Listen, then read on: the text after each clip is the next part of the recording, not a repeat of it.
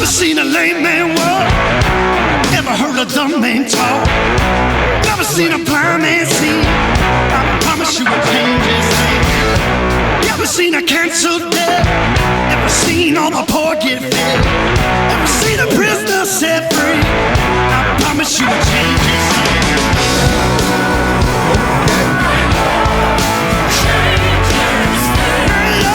Change his name. My Lord, change his name.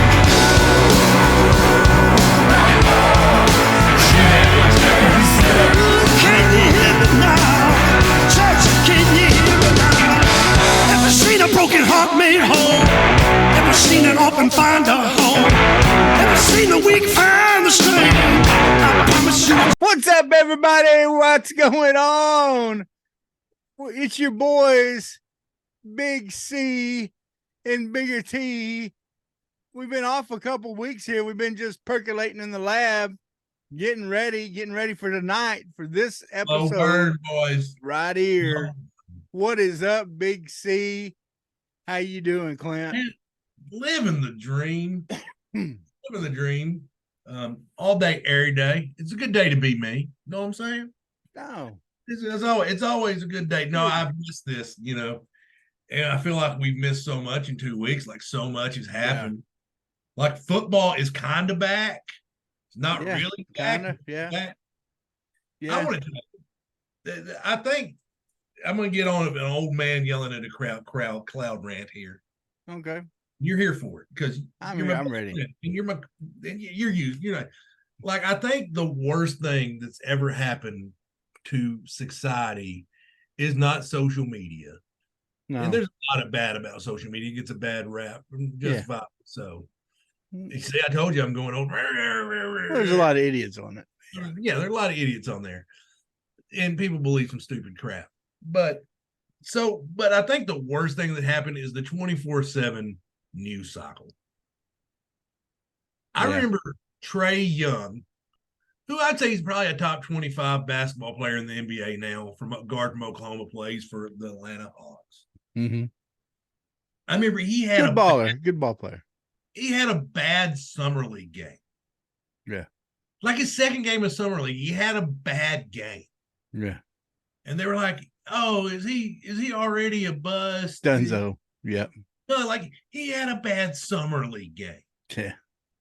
But I mean, I think there's too many people. I mean, yes, it's an audition, but like people are. Look, I think Anthony Richardson was a terrible draft pick at number 4.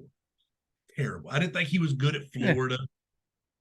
Yeah. I think KJ Jefferson's all the things they say that Anthony Richards is. Yeah. In my personal opinion. But I'm like, y'all surprised that the quarterback that wasn't good in college is not good in the NFL? Yeah, like shocker. But no, they're like CJ Stroud. They're like, oh, he's a bust already. Well, like, guys, it's preseason. Yeah. And I never had the privilege of going from college to real professional football. We played a couple city league. But you could have held a bench down there just as well. I mean, I'm good. But I did deal with the practice about you can't imagine the speed difference probably from college to the NFL. Because you got to start them decisions already coming like that, but they got to come even faster than that now. Oh yeah. So I'm like, it's just, man, like every game, they're like, I mean, like LeBron loses a game, like, is LeBron done? And then LeBron wins the next game. Is he the GOAT? I mean, it gets.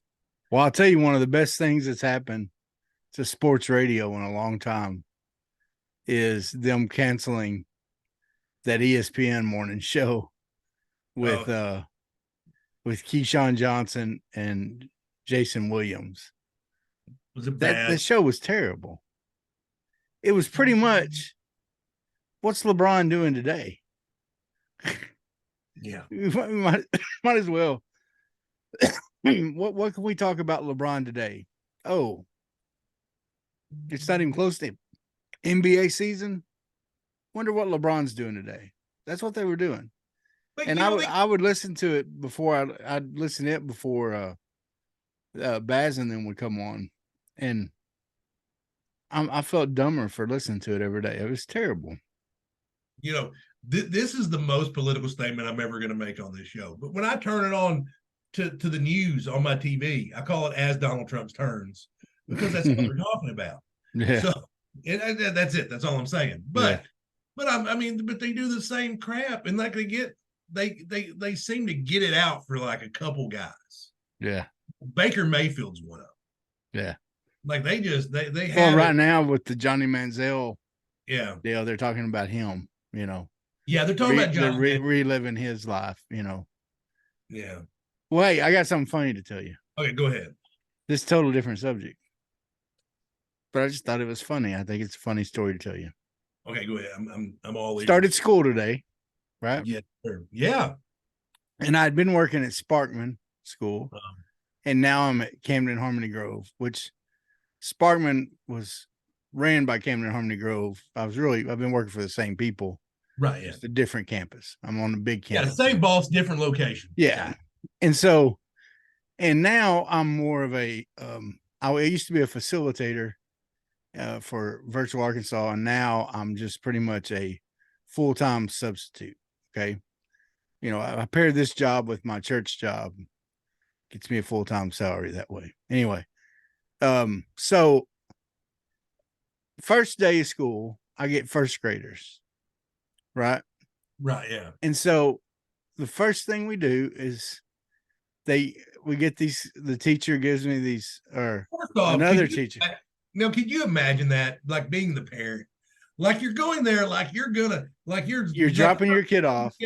You're probably shaking, like, oh, kids. Literally, I had kids coming in with tears in their eyes. Yeah. And second first day of school. They're like, what the crap is this? And our Godzilla. Yeah, and they walk in and it's me. Yeah. Standing in front of them. Hey kids. How you doing? Anyway, so yeah, that's what you get, kids.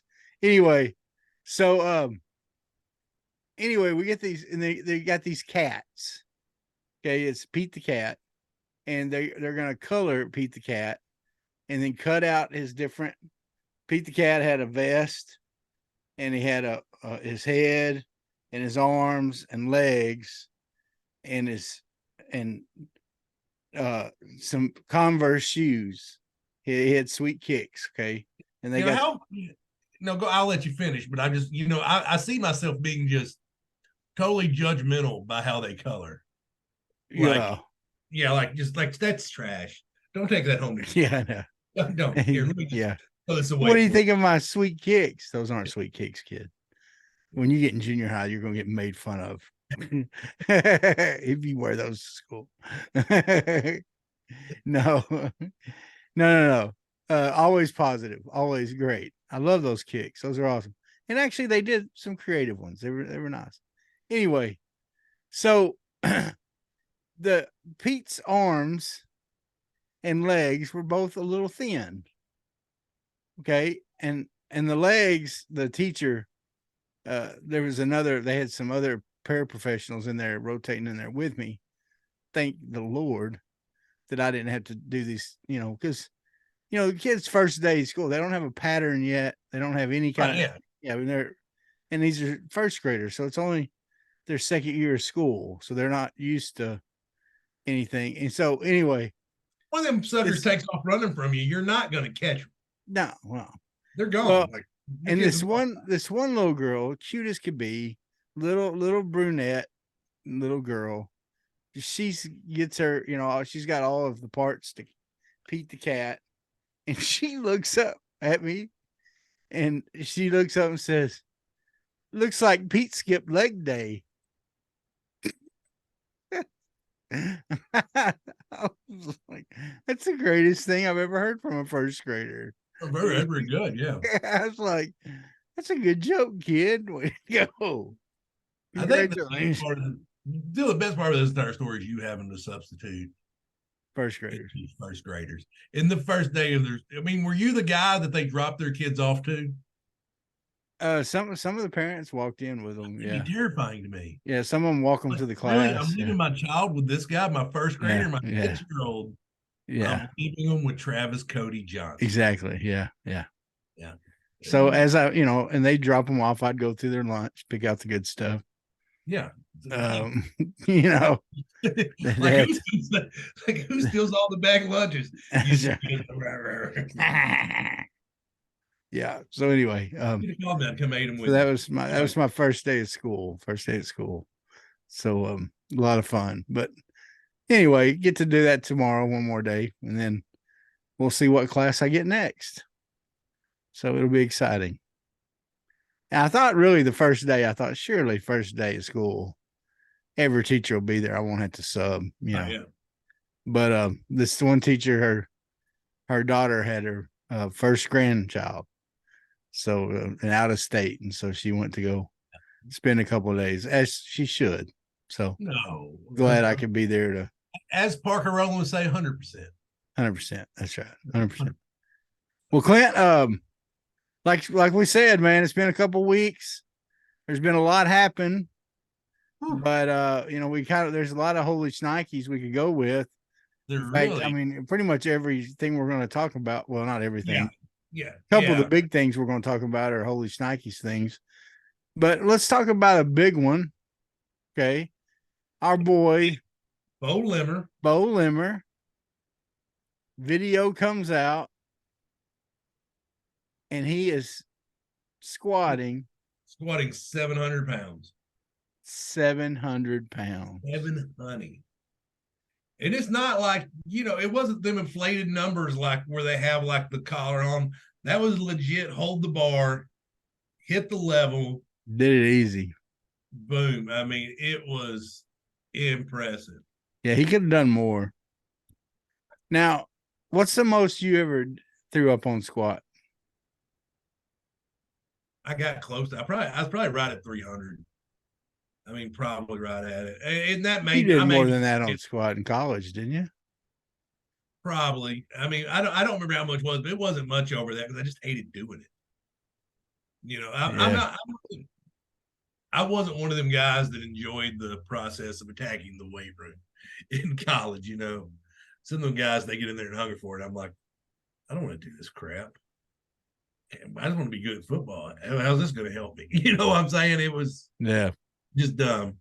But my freshman year at OBU, I started taking classes, I was taking phys ed classes and all that. I started learning about anatomy and weightlifting and all that kind of stuff. And I decided I was like, one thing I was always embarrassed by in high school was my squat max, because I was such a big guy.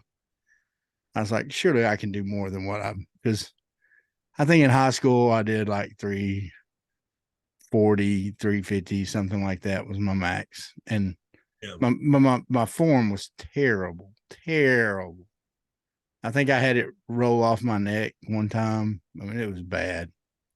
And so I decided that first year, I said, I'm going to see how high I can get my squat max up to. And we used the old weights. These were like what the football players had used to use at Washita. They'd been passed down to the basketball and swim team and all that. And that was the public weight room that students could use. And so that's I would put the best I did is I could put 500 on and do it about 8 good reps. I do it 10 reps, but about 7 or 8 of them were good reps. Yeah. And so, but that was somebody that like I focused on that for a year. And I just never got into I wanted to set records in the weight room or anything like that. Like I wanted to go do the work, do everything they asked me, but it wasn't like, I didn't feel the need to, oh my God, I want to see if I could lift a car off somebody. It just never was my thing. But still, when you see someone doing that kind of weight, when you got them guys, because I remember we had a defensive talent in Carlos Austin. I don't remember what he'd squat, but I mean, the bar would be bending and stuff. Yeah. And just you would enjoy watching, you get hyped for watching someone put up that much weight, especially. That's the way my bar would like, I would have tried more weight just to see how much I could do, but my bar looked like a bow and arrow could be shot out of it. Yeah. Now, here's the deal, though. Okay, I was limber size. Yeah. I mean, I was, probably at that time, probably weighed, 300, 320, something like that, and was working out all the time. And the thing I knew I had that strength in my legs because I had strong legs. I just didn't have good form. And so that's what I started learning about was form. But here's the thing. After that came out about Limmer hitting 700, the recent Arkansas Razorback football running back commit from Benton, Russell, what's his first name? Braylon? Braylon. Something. It came out that he can squat 600. Now, I don't know if that's a 1 rep max or if that's a percentage max. And those of y'all that know the difference know that there's a difference. There's a huge difference. There's a huge difference, especially when you're talking about I think squatting, you're talking about that much weight. When I was in college, still, dude, that's yeah. You're talking about you're talking about a running back that costs that much.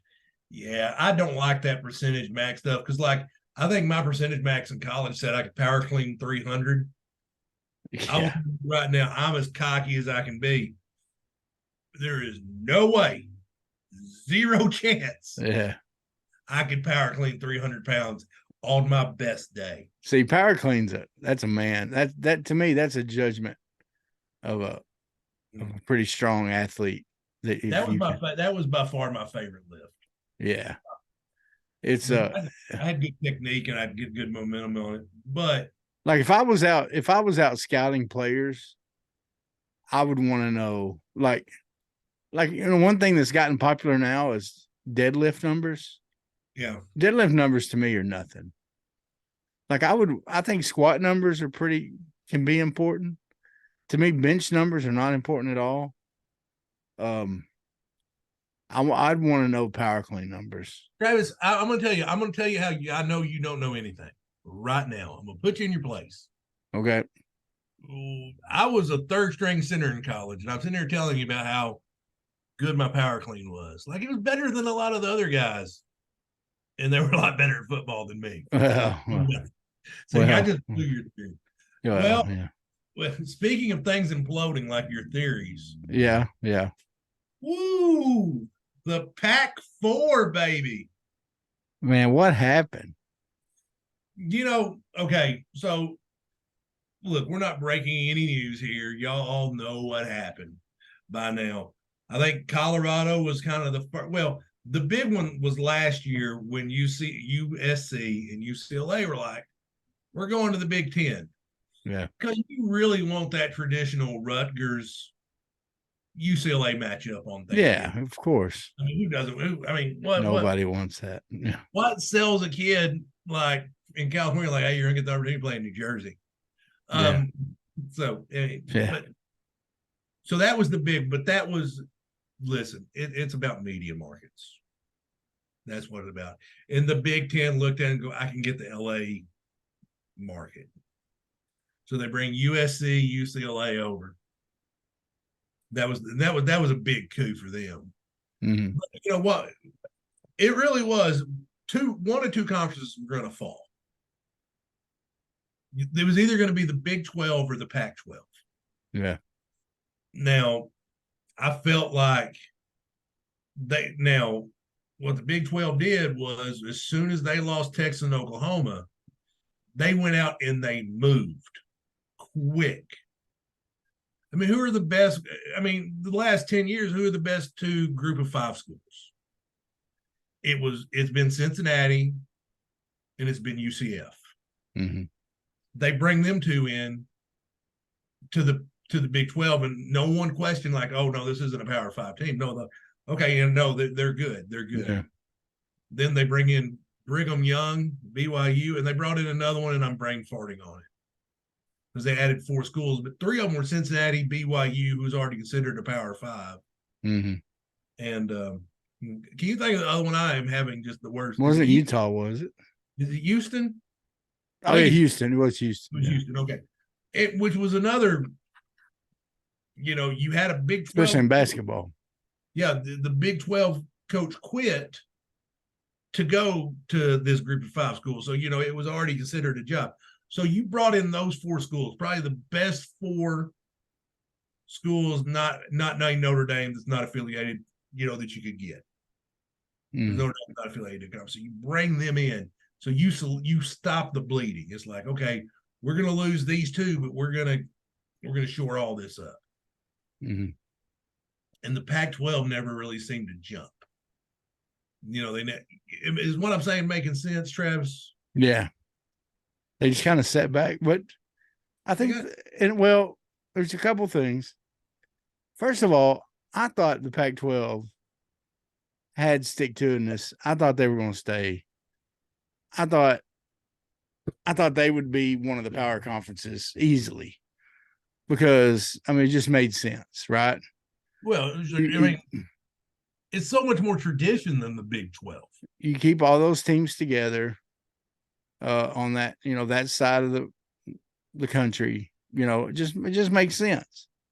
Yeah. Of course, I didn't know about the TV deal. The TV deal and the last commissioner and the transition to the new commissioner. Apparently, the last commissioner is the one who got them started into this TV deal and pretty much locked the hands of the new commissioner to where all he could do was go with someone like, was it Amazon or Apple? It was Apple TV Plus. Yeah. So, Can you imagine if SEC Network was on Apple TV Plus? Yeah. Listen, and me and you had this. Was the guy ahead of his time or behind his time? Because live TV is becoming less and less of a thing. Yeah. It is. Just if it wasn't for football, I probably wouldn't have live TV at all. But I like sports, so I keep it. But there's live streaming on these streaming services. So I think anymore, it's going to be, I think it's eventually moving that way. Mm. I think it's eventually moving towards streaming. So was the guy ahead of the time, or was he just off, or was he just missing the mark? Yeah. But the thing was, if you're an SEC school, you're making $70 million off TV revenue. Yeah. That's why everybody's like, Arkansas should go to the Big 12, blah, blah, blah. We're making $70 million in TV revenue. Yeah. No. We should never go to anywhere. No, you're not. You're not leaving. Stay with this honey wagon right here, buddy. Yeah. Now, and I want to go a different direction right here. And this is something that I kind of mentioned to you the other day. And I talked about this with our buddy Joey, who's a guy that, I grew up in California a little bit. And he brought this up to me, and I hadn't really thought about it the way he brought it up. But I think there's some truth to it.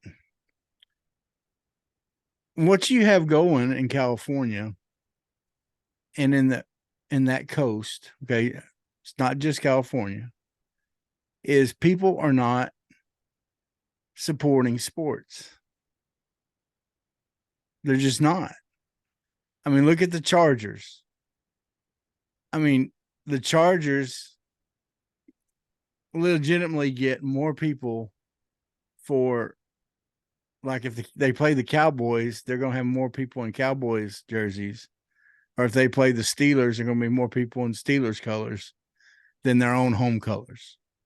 Well, there's nothing. Because what's there to do? There's so much stuff to do in LA. Exactly. There's so much else to do.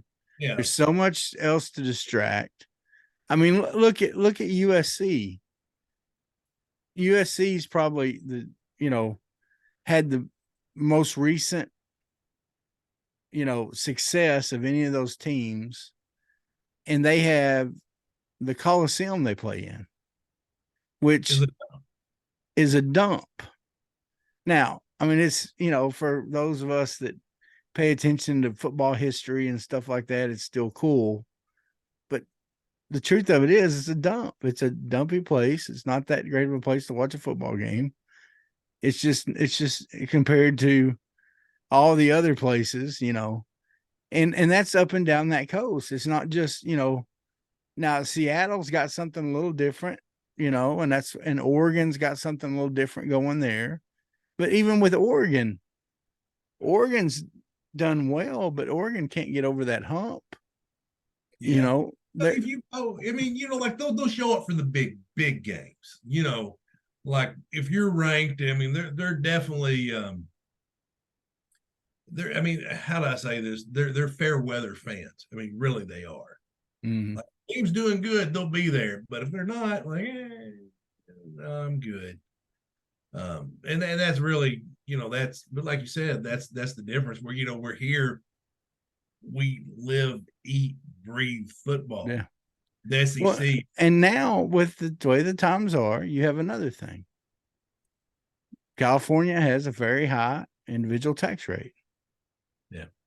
And with NIL, that makes a difference on how much those kids can make, especially if they don't have the alumni pouring money. If the alumni at USC is not willing to put the money in to build them a better stadium, then how much are they willing to put into NIL money for players? Enough for them, especially to make it when they're going to be taxed heavier there. See what I'm saying? Well, and you're also in a system now where people are leaving California. They're leaving that coast on a regular basis because of a lot of things, because of safety concerns, because of tax concerns, because of just a lot of craziness going on. No, and you're speaking a lot of truth. But I really think at the end of the day, the dissolving of the conference. You're saying that, but I think so you have everybody kind of wanting to look out. And so what happens when you lose your two bell cows? Because those were the two bell cows of the conference. Yeah. That'd be like the SEC losing Alabama and LSU. Yeah. That's the equivalent of that. Yeah. The Big 12 lost Texas and Oklahoma, which was the equivalent of doing that, and they acted. So then you had Colorado's in there looking like, man, let's go back to the Big 12 because they had just signed the new TV deal.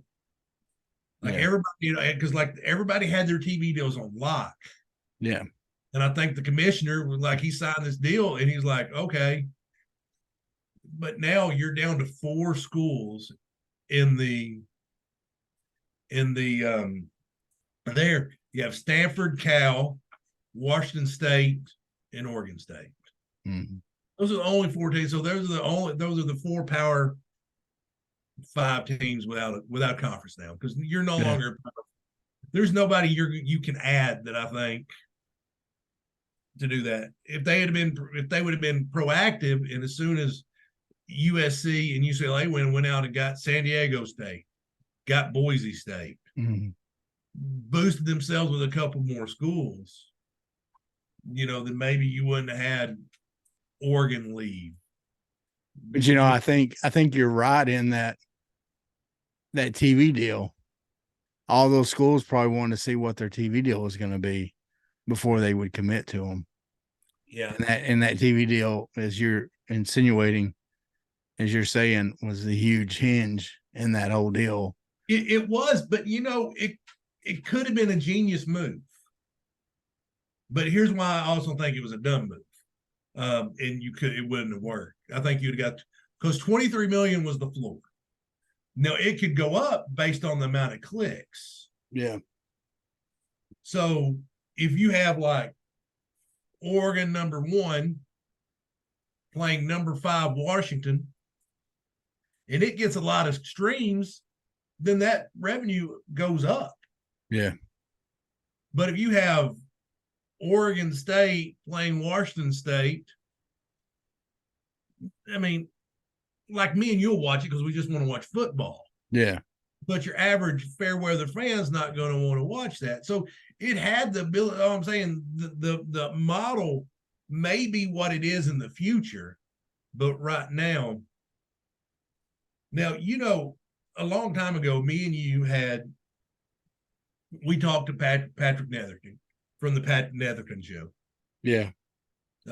Your hand twin. I don't know what that even means, but that's okay. Yeah. But so we asked, is this the beginning of the end for the NCAA? And he said, the NCAA was always going to be around. So I'm going to ask you this question.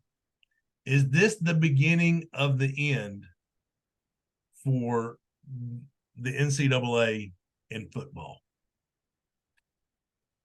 It comes to the Power Four conferences now.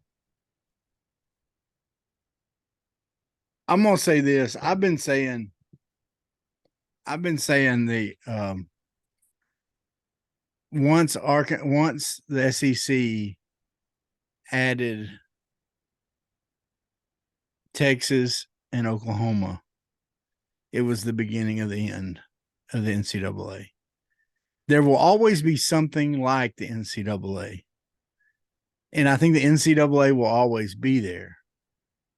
I think football is going to have to go on a separate path. See, and I agree with you because it does not, like for football, it makes sense to travel USC to Rutgers. Yeah. You can make that make sense. Yeah. It doesn't make sense to send your men's lacrosse team to Rutgers. Yeah. It doesn't make sense to send your volleyball team to Rutgers. And to be part of the NCAA, you have to have 15. I think it's 15 sports. Arkansas has 19, I think. Right. And that. And so I totally agree with you. Because it just doesn't make sense. When it comes, the football is your money maker, the TV deals. And then basketball is what it is because of the TV deals. But when you get like to some of these women's basketball, I mean, me and you've both been at the airport and seen a women's basketball, softball team flying commercial. Mm-hmm. They don't get these fancy private jets. Yeah. Fly them in. You can't do this and say it's for the students. It's to line your pockets. Because why these guys are getting catered to, the other kids playing the other sports are getting the shaft because of the TV revenue. Well, and yeah, you're exactly right. And the thing is, it's done in other things.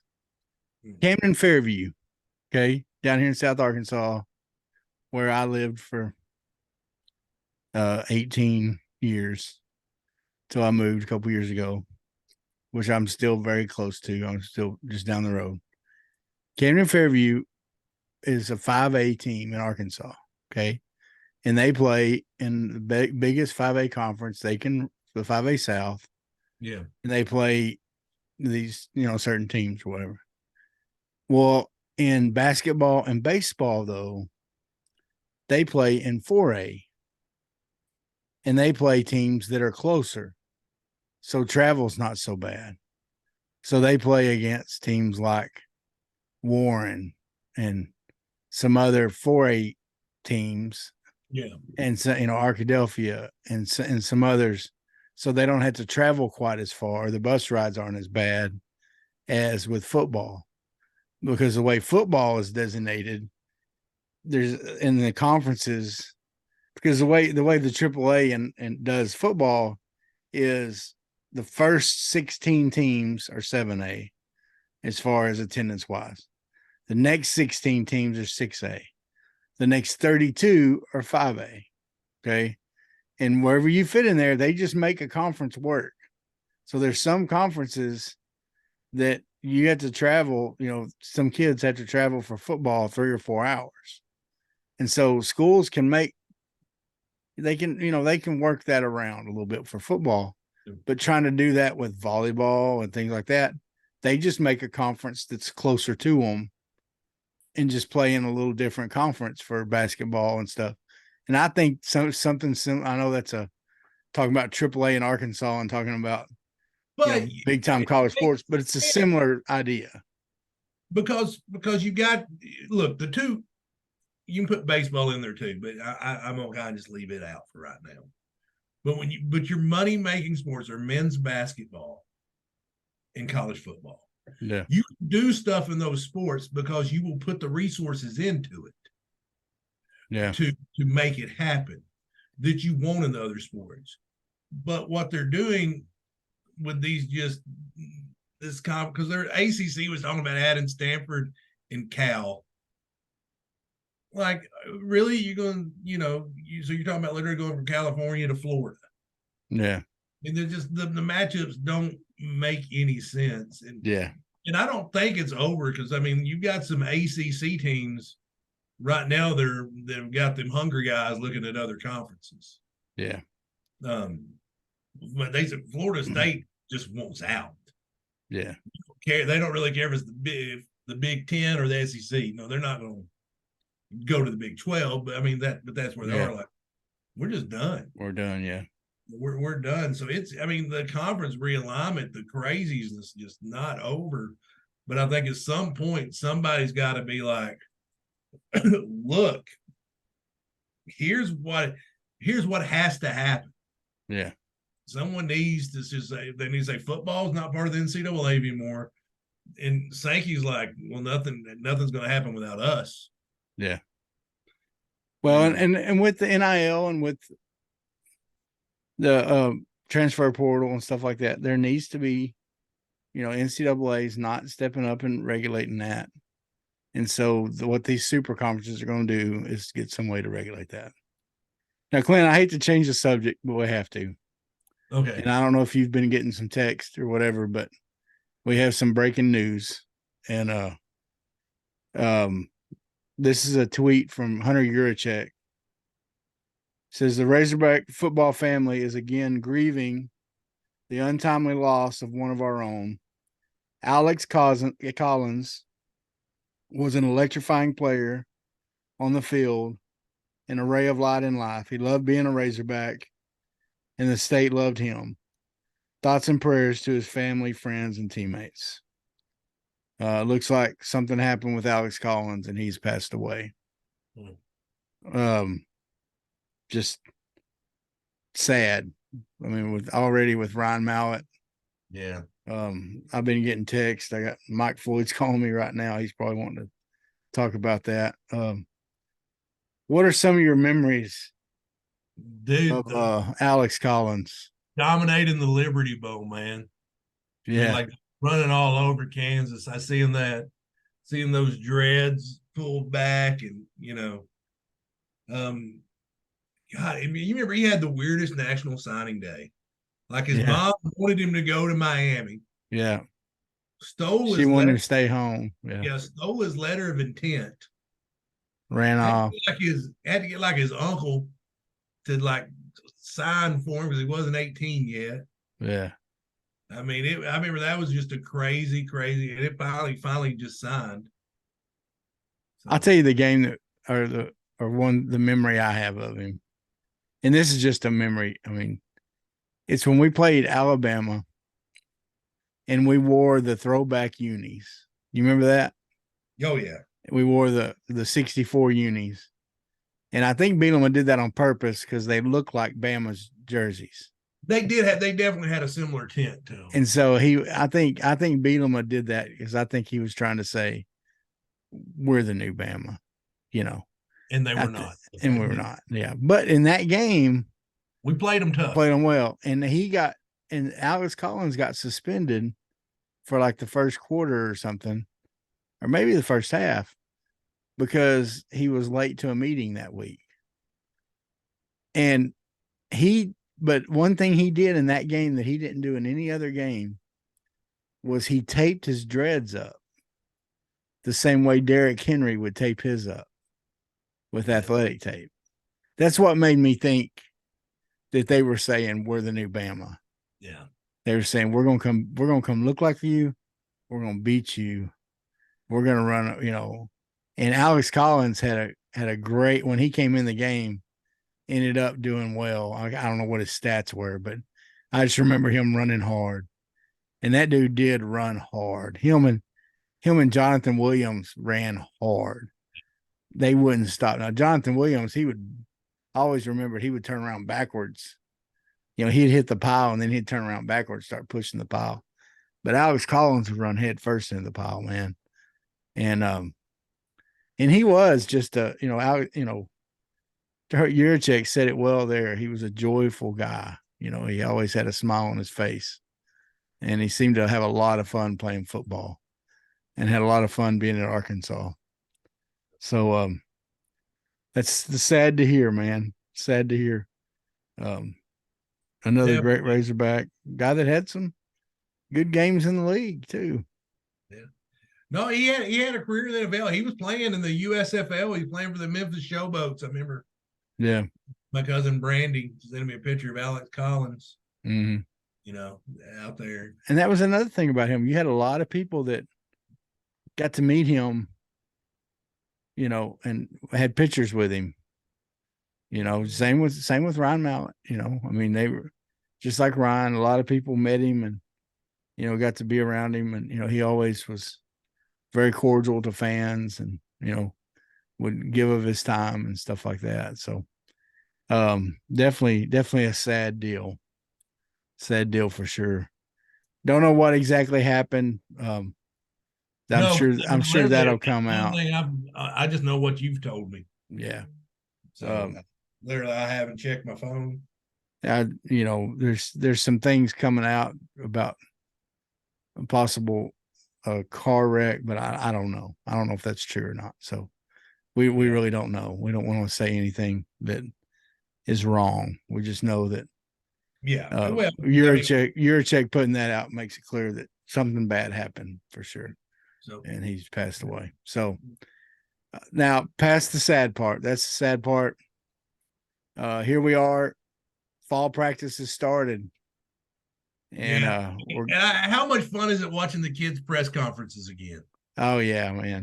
Seeing the kids, they seem excited for the season. You're not into it. Of course, everybody seems to be in a great mood during fall camp or summer, during 2 days, what I always called it. Now you have a good question for the day. What was your question? I did. So is which position group on the team do you feel strongest about? I'll let you answer first.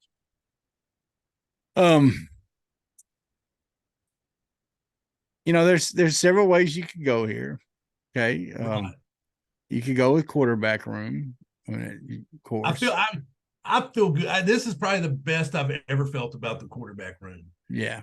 Since I would say since you knew Mallett was good, you didn't know Wilson was good. Yeah. Obviously, after the Auburn game, you felt pretty good about the quarterback room. But I would feel good handing the ball over to Jacoby Criswell if we had to.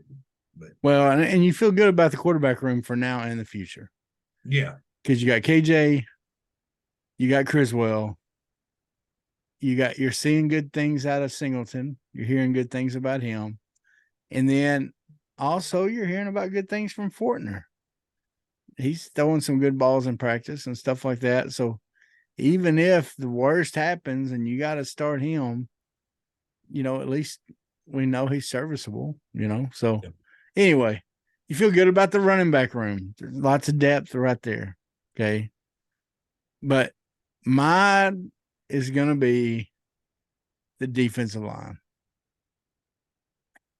I feel good about the defensive line. I really do. And the more I hear about the way they're playing, the way they're performing. Did you know, Clint? I've never heard of this. In all my time watching football, they're measuring how many miles per hour these guys run. Yeah, I saw that, which I don't know. Which immediately makes me go to the office and see Michael Scott. They put one of those deals. You're going this fast in front of their office and they're running by and he has a car drive by him as he's running by and makes it measure 30 something. He's like, yeah, 30 something. That's what I did, anyway.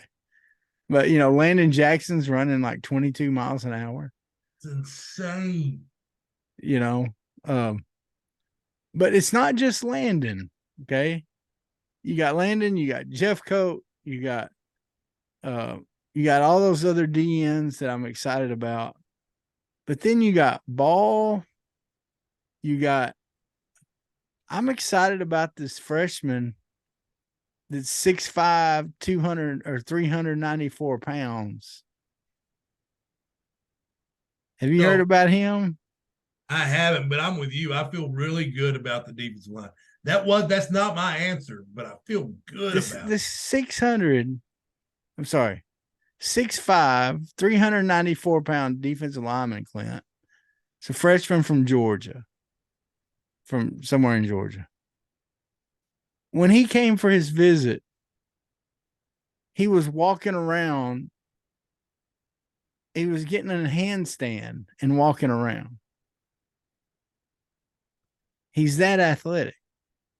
And they said, what would you like to see him do weight-wise? Immediately you're thinking, well, they'd like to see him about 320, 330 probably, right? Yeah. They said, no, we want to see him about 360 because he can still move at 390. We'd like to really see what he could do at 360. Yeah. Keep that size and still be able to move like he does. Dude, that's SEC. I mean, that's real deal stuff, right? So I'm excited to see from the line. I'm excited to see what Travis Williams does with calling plays and the way his defense should what I've seen on tape, what I've heard about the way he's going to call plays, it should open up the defensive line to do amazing things.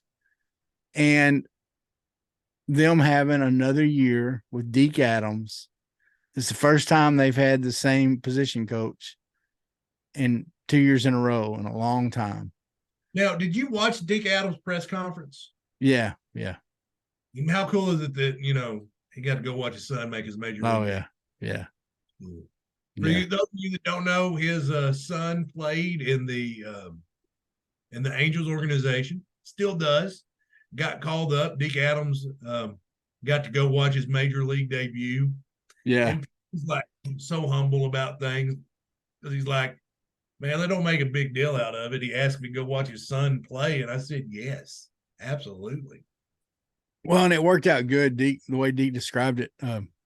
Deke was already in Atlanta for like recruiting or for some other reason. And the Angels were in Atlanta. And so they flew his son there. So he got to go. I mean, pretty much just stayed an extra night where he was. So that was pretty cool. But yeah. So anyway, that's my position group that I feel the best about. I have a concern about mine. Okay. But I feel really good about it right now. Okay. My concern's a good one. When you have a Heisman Trophy candidate back at the running back position, and the guy that he got the job from because he got injured is coming back, mm-hmm. And then your third stringer, if you want to call him that, is AJ Green, and then you have DeBinion behind him. My only concern is there's not enough balls to go around. Yeah. That's my only concern because Rocket went down the Liberty Bowl. They, of course, you ain't gonna take a chance with Rocket in the Liberty Bowl. But then you felt good about what DeBinion did and what AJ Green did that game. You feel good with them. And then Dominic Johnson's looking like Dominic Johnson again. Yeah, he had a 50-yarder in the 50-yard beastquake. I mean, he hits the hole hard. Yeah.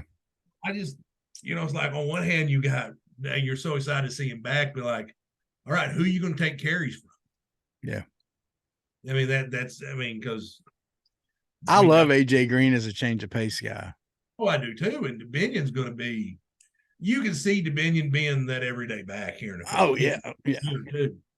Because you got to figure Rocket's gone after this year. Someone asked on Drive Time today, they said, who's our fullback? Who's our Kiero Small? And like Rick Schaefer, and he just kind of laughed and said, have you seen how big our running backs are? We don't have fullbacks. They can be fullbacks themselves, especially Dominique and Rocket. they're huge. But yeah, I can't argue with the running back room being the strongest. I mean, I really can't. Well, yeah, I feel good about you're talking about the rooms you feel good about. The quarterback room we talked about, you feel good about. The I had some, and I mentioned, talk earlier about which groups are you the most concerned about. Of course, everybody says the secondary. Pittman obviously had some issues with the offensive line play at the first scrimmage. Yeah. I mean, I'm starting to worry a little bit about the line too. But here's the thing. You're also saying you're feeling really good about the defensive line. So you got 3 new starters, and they're going against that defensive line every day. Yeah. Hopefully what happens is they go against Western Carolina and they get a little confidence. Yeah. Yeah. Then they go against the number, and then they go, I can't remember who the second game is, and then they have BYU, and then SEC play started. They should be able to get their confidence. And man, you're not going to go against Landon Jackson every day and not get better. Yeah. I mean, that's just the thing is that's a murderer's row. Yeah. Imagine if you're the left tackle and you're trying to figure college football out, and you're going against this guy that's 280 pounds that runs 22 miles an hour every freaking day. Yeah. So I'm still, I would say the secondary is my biggest concern, but offensive line, I have that little bit concern. I really just feel like we hit a home run in the transfer portal with Tesla and Broden and the guy from Texas A&M Commerce, Armstrong. I feel like we then Bryce Stevens, and Stantanga. I really do. I feel good about the wide receiver. Yeah, it stinks Mbake got hurt. He was showing out a little bit. Well, yeah, it does. But I still feel good with the depth there. Yeah. Really do. And the tight end's a question mark, but I think there's a lot of talent there. There's some good things. Jared Haas is there's some talk about him being special. Very special. So and then this the Grum kid from North Texas or whatever, they say he's as good of an offensive threat as there is. And then let's not forget about the Liberty Bowl in Washington. Washington had that big touchdown catch. So yeah, there's some talent there. I mean, and they brought in the guy from Louisville that's a kind of a tweener. He's a blocker and can and can catch. So I'm feeling good about that position. I think the offensive line will be fine. I really do. I think they'll get it figured out. And like Pittman says, I love the quote, like, look, because he tells it like it is what one thing I like back is, look, we're still figuring out who the starters are, and including on the offensive line. I think, you saw in the spring game, they had an idea, but it wasn't finalized by any stretch. And he goes, man, once you get into the season, you usually don't beat somebody out. Yeah. There's guys that still got room to beat somebody out. In the season, somebody loses their job. Yeah. Beat them out. Mm-hmm. And I think that's kind of, so it sounds like there's a lot of competition there. Mm-hmm. Another cool thing I want to bring up on the podcast here. We had a young man quit the football team, transfer defensive back from Western Kentucky, which freed up a scholarship. My good buddy, he's a coach at Bentonville, was head coach at Danville for years. We roomed together for one horrible semester. Not a good fit. And that was probably more me than him, but DJ Crane, his nephew, Josh Street, got put on scholarship. Yeah. And Pittman, he'll do stuff, tweet out, for recruits and stuff, but there's a lot of stuff like he likes to keep private. And he put Josh Street on, just called him in the office, gave him a scholarship. Put on full ride. And what, Clint, I like those videos of seeing guys get scholarships, but I also like that Pittman doesn't make a big deal out of it. Yeah. Because he says, look, for every guy that gets a scholarship, there's another guy that didn't get that scholarship. that's put in, a lot of hard work also. And so that's classy. He's thinking about everybody there, So, but yeah, congrats to Street. Sounds like he's doing well. That he's representing himself and his family well there. He was the second center in the spring game. I noticed stuff like that. Yeah, man, and as a guy that walked on at Arkansas Tech and got scholarship, I think is mine. Street earned it. It was like, well, you stuck around this long. Here's some money. Yeah, that was my scholarship. Yeah, we've tried to run you off, and you're just too dumb or too tough. We don't know. That's right. Yeah. But no, it's a special feat. Know that you've worked that hard and to get it rewarded, that's special. Mm-hmm. So I'm really happy. I'm really happy for Street. And it sounded, a lot of people were like, it sounded like the feel of the internets were, they were really happy for him, and it went to a good candidate. Yeah. So. Well, Clint, have you watched the Manziel documentary yet? I have watched the Manziel documentary. What'd you think about it? Anything surprise you? His honesty when it came to his NFL career. Yeah. Like, dude, he never was going to be that guy. Yeah. But if there'd been NIL, Manziel may have stayed in college. He may have played 5 years at A&M because that's what he wanted to do. Yeah. I mean, his anger with the NCAA was like, I can't sign autographs. I can't sign my name. Yeah. Like that's what I got out of it is like, but that being said, the oil money at A&M. How much money would Johnny Manziel be making pure year? Oh my gosh. A lot more than he was making there, and he was sitting courtside at Lakers there. One thing that surprised me was to find out that, because I always thought he was just a spoiled brat. Yeah, yeah. And to find out that really his family didn't have, I mean, I don't think they were poor, but they wasn't as wealthy as they'd let on to be. His friend agent guy leaked that out to help cover up why he was able to go and do all the things he was doing when he was making that money off the shady autograph sessions. And so that was interesting.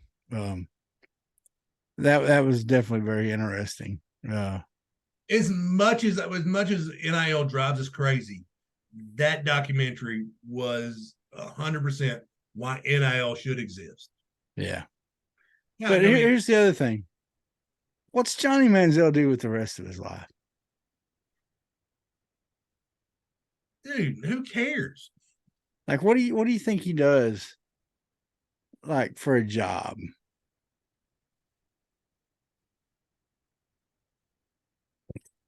Can I ask you a serious question? I mean, and I know I know what your profession's on. Have you ever watched Blue Mountain State? No. Never. Okay. So Alex Moran is the third string quarterback there. Yeah. And pretty much he's like, look, I know I'm going to be middle school PE teacher, but I'm going to be the backup quarterback here, and that's all I care about. I think that's pretty much what Johnny Manziel was, but he was just really good at football. Yeah. He's like, man, I'm going to get a degree. I'm going to have fun. I'm going to figure it out. Yeah. And then he got there and he just blew up, and it was crazy, but yeah, it does have to drive crazy, like seeing how much money that A&M is making off these number 2 jerseys. Oh yeah, that would be tough. That would be tough for sure. I mean, but for every Johnny Manziel, there's 10,000 Jason Streets. I mean, Josh Streets. They aren't going to get the NIL deal. They're just going there. So it's good that I think that. Anyway, I got off on NIL and just it made, as much as we hate some things, there's a reason why things had to change. Yeah, that documentary I think was a good one of them. And I think he never had the desire to be an NFL quarterback. I think that just showed you you have to be wired different to be an NFL quarterback. Yeah. And this part right here, and this part right here is a big. Yep. Those of you listening on Apple podcast and Spotify and all that fun stuff, I pointed at my noggin, then I pointed at my chest. That's right. It's hard. Well, Clint, another one's in the can, baby. Boom. Another one's in the can. Boom. Sorry we left y'all for just like that. I'll never leave you again, girl. Just like that. Folks, like and share, comment. Tell us your favorite Alex Collins memory. We didn't have time to think about it because we were running live here. Okay. So what's your favorite Alex Collins memory? Share with us, share on social media. Subscribe to this channel, help us get our views up, all those good things. We need you. Please. Anyway, Clint. Hey, by the way, I do think next week we're going to give our season predictions, aren't we? Yeah. Going to go game by game, every game, and we're going to tell you. Hopefully, I get it right more than I got it wrong. Got it right last year. I only missed 6. We were way off. We're way off. Samson, we were using numbers and stuff. Okay. Swan. Samson. I was way off. If you know what movie that's from, comment below. Have a great week. God bless. Peace. Sweat, work, filthy, dirt, harvest, hurt, kingdom come. Sweat, work, filthy, dirt, harvest, hurt, kingdom come. Listen, that's why I sweat when I work. My hands get filthy down in this dirt. Won't see no harvest till I hurt. Crying your kingdom come. Listen, I wake up in the morning, I bow my head to pray. Mama told me if I don't, ain't nothing gonna change. These prayers breaking up hard ground so I can sow the seed. Ain't afraid of no aches and pain. Lord knows I gotta follow his lead. That's why I sweat when I work. My hands get filthy down in this dirt. Won't see no harvest till I hurt. Crying your kingdom come. Oh, I sweat when I work. My hands get filthy down in this dirt. Won't see no harvest till I hurt. Crying your kingdom come.